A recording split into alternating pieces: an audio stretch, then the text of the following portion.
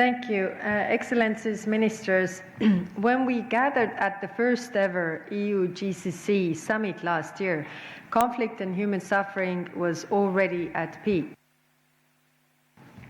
2025 has brought even more instability. The Gulf region has felt it very directly, and let me begin by extending words of solidarity to Qatar and its people. The sovereignty and territorial integrity of all states must fully be respected. It has now been more than 3.5 years since Russia launched its unprovoked war of aggression against Ukraine. A blatant violation of the United Nations Charter, Russia's objective of subjugating Ukraine has not changed, and the humanitarian toll continues to mount. Civilian and institutional targets are under constant threat, and in recent weeks we witnessed unprecedented violation of the European Union airspace. These are not actions of a country seeking peace. Nobody wants peace more than Ukrainians themselves, but the path to peace cannot be decided without Ukraine. The European Union seeks a just, lasting and comprehensive peace, one that respects international law and the UN Charter and brings true stability and security. That is why the EU remains unwavering in its support for Ukraine, militarily, economically, politically and diplomatically. We welcome efforts by President Trump to end Russia's aggression, and we commend the role of Gulf states in facilitating prisoner exchanges and the return of the deported Ukrainian children. At the same time, we also rely on our Gulf partners to use your channels with Russia to urge them to end the killing and encourage genuine engagement in peace talks, as this war erodes principles that both you and Europe share. We also count on your government's continued cooperation to combat the circumvention of our sanctions. Excellencies, on 7th October 2023, the world was horrified by Hamas attacks on Israel. 2 years later, famine, destruction and mass displacement are devastating Gaza. Together, the European Union and the GCC can help bring Israelis and Palestinians into a cycle of peaceful coexistence, two states living side by side. We support the efforts of President Trump to push for a ceasefire, the release of hostages, and a political horizon for peace, and we welcome the announced acceptance of the proposal by Hamas. It is now imperative that both sides come to the table to agree to end this war and end this cycle of violence and death. Ending the human suffering in Gaza is our absolute priority. The EU was the first humanitarian donor to Gaza, and we have established a new Palestine donor group with the dedicated instrument for reconstruction. At the same time, we remain deeply concerned about the financial crisis of the Palestinian Authority. If we want a viable two-state solution, the authority must be supported in its reform agenda.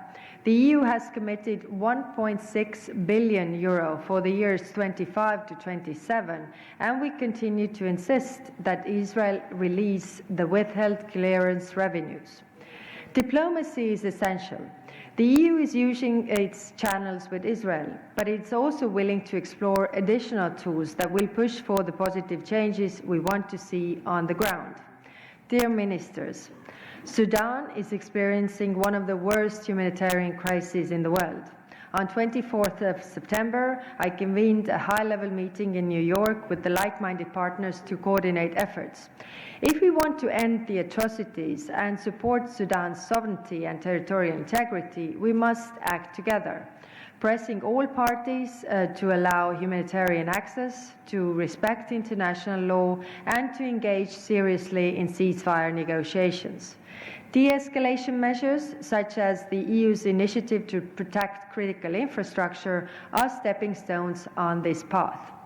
Amid the turmoil, there has also been remarkably encouraging development in Syria.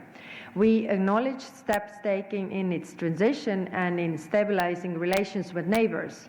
At the same time, recent violence reminds us that the fragility of these gains is still there. Transitional authorities must protect all Syrians without distinction, advance inclusive governance, and move towards disarmament and integration of armed groups. International support will be essential, but both politically and financially, to ensure a reconstruction benefits all Syrians.